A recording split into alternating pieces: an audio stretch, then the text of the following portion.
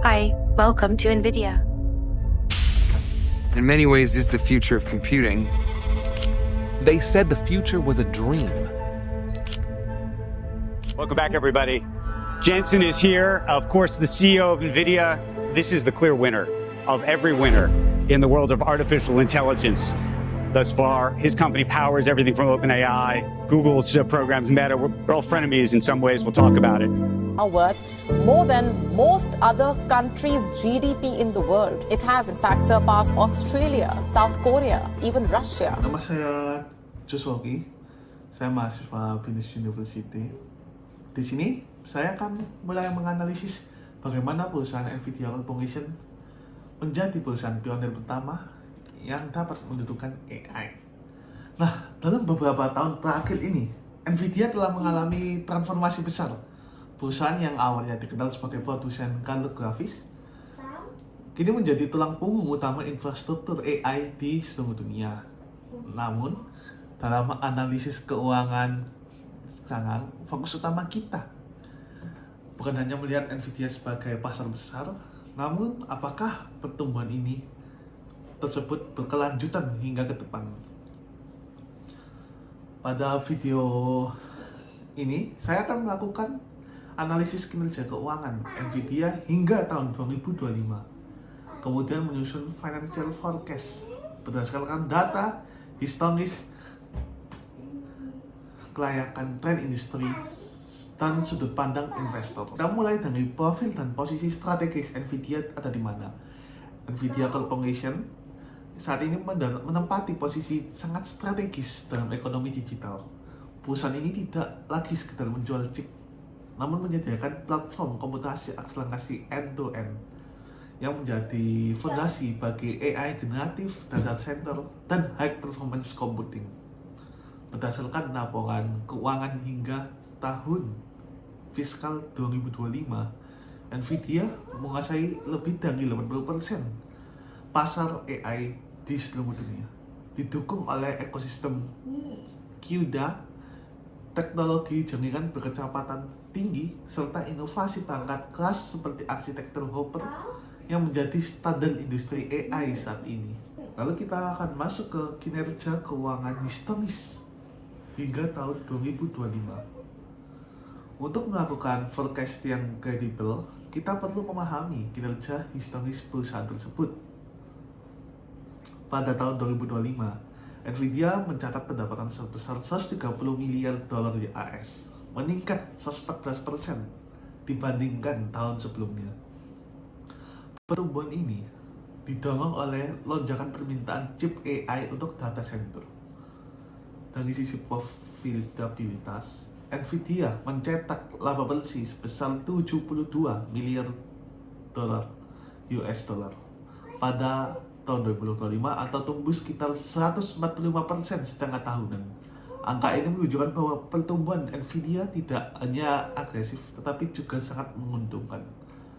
Dengan skala yang saya berikan ini, NVIDIA menjadi salah satu perusahaan semikonduktor paling profitable dalam sejarah manusia. Keren nggak tuh? Dalam sejarah manusia, guys. Lalu kita ke profitabilitas dan ke arus kas. Bagaimana NVIDIA berjalan? Selain laba dan kualitas arus kas merupakan indikator penting kesehatan finansial perusahaan. Pada tahun 2025, NVIDIA menghasilkan arus kas operasi sebesar 64,1 miliar dolar, serta free cash flow sebesar 60 miliar US dollar, meningkat 2 kali lipat dibandingkan tahun 2024 atau tahun sebelumnya. Margin kotor perusahaan berada di sekitar 7,73 hingga 75%. Sebuah level yang sangat jarang dicapai mungkin ya oleh perusahaan seperti NVIDIA. Hal ini menciptakan kekuatan penempatan luar biasa dan efisiensi operasional yang baik. NVIDIA juga memiliki neraca yang sangat kuat dengan tingkat utang yang rendah, memberikan fleksibilitas tinggi untuk ekspansi dan pengembalian modal kepada pemegang saham. Lalu kita ke analisis segmentasi bisnis hingga tahun 2025. Jika kita melihat sumber pendapatan Nvidia hingga tahun 2025, dilihat jelas bahwa segmen data center menjadi mesin tumbuh pertumbuhan. Pada tahun 2025, pendapatan data center mencapai lebih dari 115 miliar atau menyumbang mayoritas total pendapatan perusahaan. Hal ini menandai pergeseran fundamental Nvidia dari perusahaan siklus konsumen hingga menuju perusahaan infrastruktur enterprise. Segmen gaming tetap memberikan pendapatan yang stabil.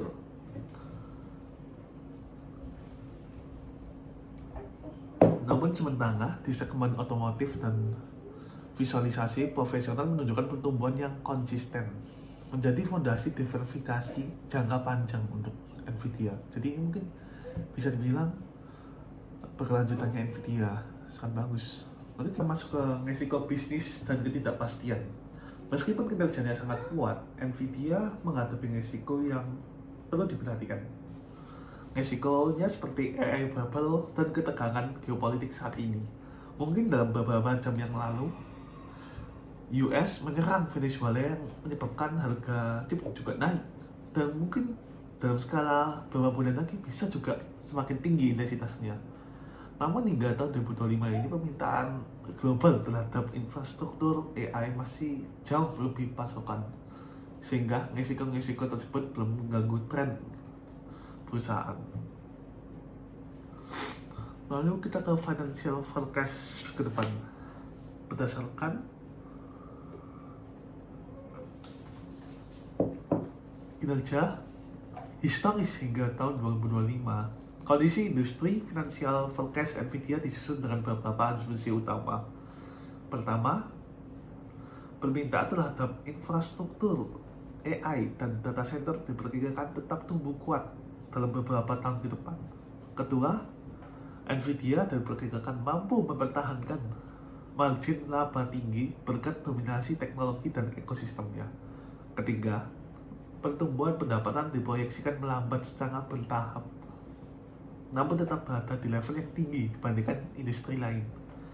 Dengan asumsi yang saya berikan ini, Nvidia diperkirakan menghasilkan pertumbuhan pendapatan dan laba signifikan dalam jangka waktu menengah, atau mungkin 55-10 tahun lagi ya.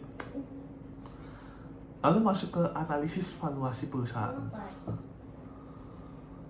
Dari sisi hingga tahun 2025, saham Nvidia diperdagangkan pada rasio yang relatif lebih tinggi dibandingkan dengan pasar secara umum. Namun, jika dibandingkan dengan laju pertumbuhan laba yang sangat cepat, valuasi ini diperkirakan masih rasional. Bahkan jika dilihat dari perspektif historis Nvidia sendiri, rasio valuasi saat ini lebih rendah dibandingkan periode sebelumnya karena perusahaan tumbuh jauh lebih cepat daripada sahamnya. Untuk keputusan investasi yang saya berikan, berdasarkan data dari tahun 2025, Nvidia dapat dikategorikan atau dapat dikelompokkan sebagai perusahaan dengan growth atau pertumbuhan dengan fundamental yang sangat kuat. Strategi investasi yang paling relevan menurut saya yang bisa saya berikan adalah kepemilikan jangka panjang atau long term safe dengan memperhatikan risiko geopolitik US dan siklus belanja modal industri teknologi. Nvidia juga secara aktif mengembalikan dividen melalui buyback juga bisa, yang semakin memperkaya daerah tani investasinya. Untuk sebagai kesimpulan, analisis keuangan Nvidia saat ini menunjukkan bahwa perusahaan memiliki pertumbuhan struktural yang kuat, profitabilitas yang tinggi, dan posisi strategis dalam ekonomi digital. Financial forecasting ini tidak bertujuan untuk memastikan masa depan, melainkan untuk membantu pengambilan keputusan berbasis data dan logika keuangan. Kasus Nvidia yang saya berikan menjadi contoh nyata. Lapangan keuangan digunakan untuk menilai prospek bisnis dan keputusan investasi. Oke, demikian analisis dan financial forecasting yang saya berikan berdasarkan data dari tahun hingga tahun 2025. Terima kasih. of the water. AI business, of course, NVIDIA really the poster child for all this AI excitement because it makes the chips that power all that AI software. Please welcome to the stage NVIDIA founder and CEO, Jensen Huang.